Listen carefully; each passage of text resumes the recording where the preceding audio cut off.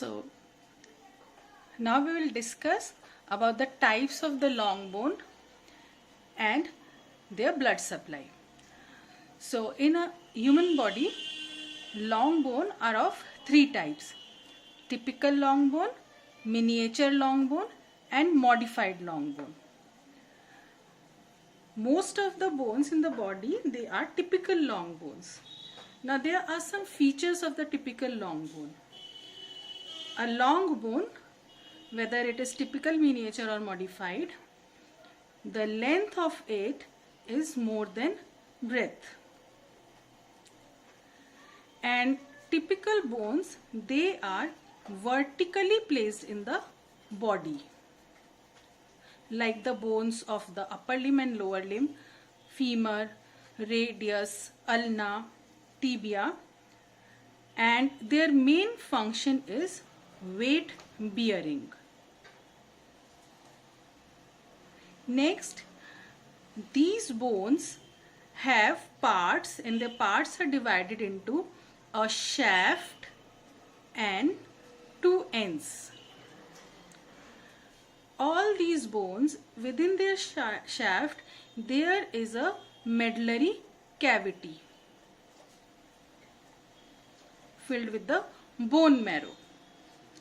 Now, shaft of these bones has three borders and three surfaces, and these bones ossify in cartilage. So these are the characteristic features of a typical long bone. Now there are some miniature long bones. So examples of typical long bones, we can say femur, tibia, fibula in case of a lower limb, and humerus, radius and ulna in case of upper limb. Now miniature long bones, like the typical long bone, their length is more than the breadth. They are vertically placed. The function is weight bearing. Now some of these miniature long bones are not vertically placed, like the metatarsals and phalanges of the lower limb. And these bones, they have some differences. The difference is that they are all smaller in size, and while growing up, they have one diaphysis and one epiphysis, unlike a typical long bone which has one epiphysis and one diaphysis and two epiphyses, giving rise to one shaft and two ends. So here these bones have a shaft, or it is known as body, not shaft, and they have head or base. So epiphysis is present either in their head or at their bases. Examples of these miniature long bones are the metacarpals and phalanges of hands, of the skeleton of hand, and metatarsals and phalanges of the foot. Now some bones in the body are modified long bone. Example of such bones are clavicle and body of a vertebra. Now vertebra as a whole is example of irregular bone, but its body is a modified long bone. In case of clavicle, the modifications are, it is horizontally placed in the body, it has no medullary cavity, and it ossifies in membrane rather than in cartilage. But we put it in the group of long bone because it has a shaft and two ends. Its length is more than the breadth. Function is weight bearing. Now next we will see how these long bones are supplied. What is the blood supply of these long bones in the body? So first of all, let us take a typical long bone. So a typical long bone, as we know, it has a shaft which develops from diaphysis and two ends which develop from epiphysis. During the growing years, the epiphysis and diaphysis of a growing long bone are separated by epiphyseal cartilage. Metaphysis is the epiphyseal end of the diaphysis in a growing long bone.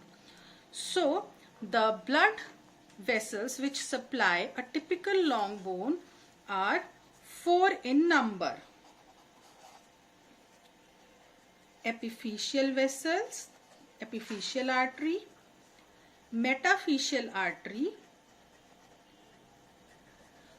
which is also known as juxtaepiphyseal artery because after the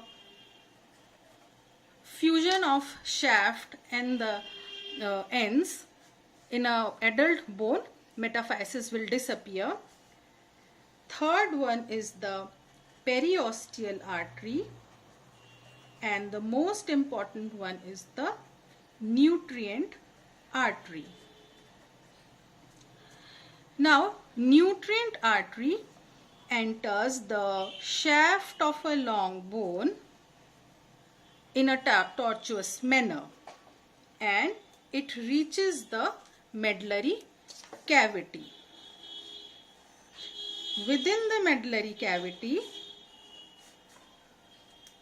this nutrient artery divides into ascending and descending branches, which are called nutriti.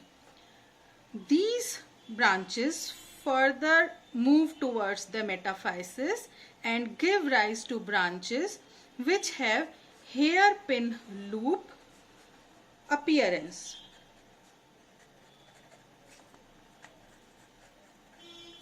At the metaphysis. Now, because of this arrangement, in these hairpin loops, any infective material, say bacteria or any other microbe, they can get entangled and cause infection of this area. So metaphysis is the commonest part of a growing long bone to get infected, and at metaphysis only this nutrient artery will later on anastomose with the periosteal, juxtaepiphyseal and epiphyseal arteries. So metaphysis is the most vascular area of a growing long bone, as well as is the area which is most commonly infected. Now this nutrient artery, it gives branches from inside. So it supplies the inner 2/3 of the shaft of a adult bone. So it has started supplying the bone when it was growing, and ultimately when it is fused, it continues to supply it. It supplies the inner 2/3 of the shaft of the long bone. Now we know that this part of the shaft is made up of the cortical bone. So it is supplied by the nutrient artery. Now the periosteal artery. This periosteal artery, it forms, suppose this is the periosteum covering the bone. So we know that periosteum covers the whole of the bone except for the articular surfaces. So just beneath the periosteum, the periosteal artery enters. This periosteal artery enters and it forms a network and supplies the outer 1/3 of the shaft of a long bone. So inner 2/3 by nutrient artery and outer 1/3 by the periosteal artery. Now the metaphyseal or juxtaepiphyseal arteries, they enter at this metaphyseal end. So they will anastomose with the periosteal arteries, the nutrient arteries, and also the epiphyseal arteries. Now it is important to know about the epiphyseal arteries, because in our body there are two types of long bones. In typical long bones also, like if we see the femur, some of the bones, they are like the upper end of the femur. Now upper end of femur, the articular cartilage is continuous with the epiphyseal cartilage. And there are some bones like the upper end of the tibia, where the articular cartilage and the epiphyseal cartilages are not continuous with each other. So let us see how the epiphyseal arteries supply them. In case of head of the femur, epiphyseal arteries enter the epiphysis only after piercing the epiphyseal cartilage. So there are chances that if there is destruction of or compression or injury of this epiphyseal cartilage, then these arteries may get damaged and the head of the femur will undergo avascular necrosis.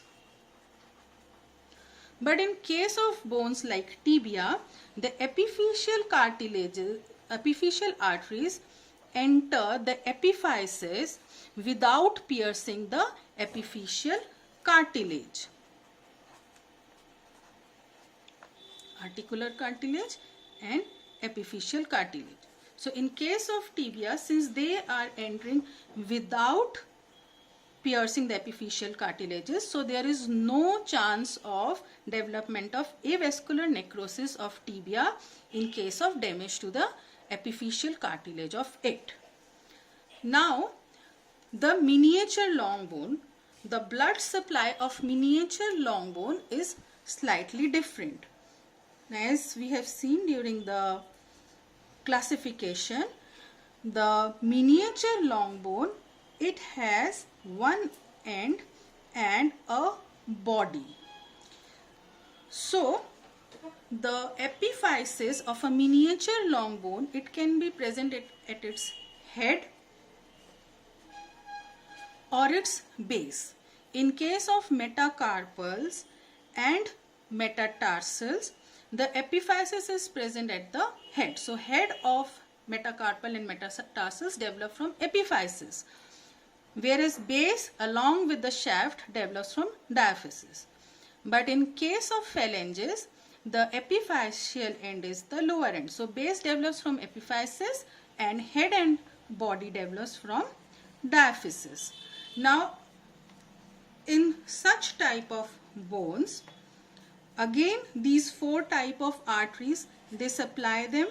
The epiphyseal arteries supply the epiphysis, the juxtaepiphyseal arteries supply the metaphyseal end of the diaphysis, so junction between epiphysis and diaphysis in adult bones. The periosteal arteries, they form a plexus around it, and so this is the periosteum.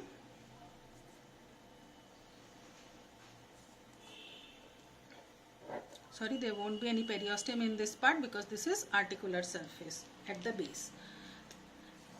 So epiphyseal arteries, the juxtaepiphyseal artery, this is periosteal artery, and now the nutrient artery. Now unlike the typical long bone, here the nutrient artery will enter. It will enter, and in the central part it will form a nerve plexus. So it divides into different branches over the center of the shaft and forms a plexus. So in case of the miniature long bones,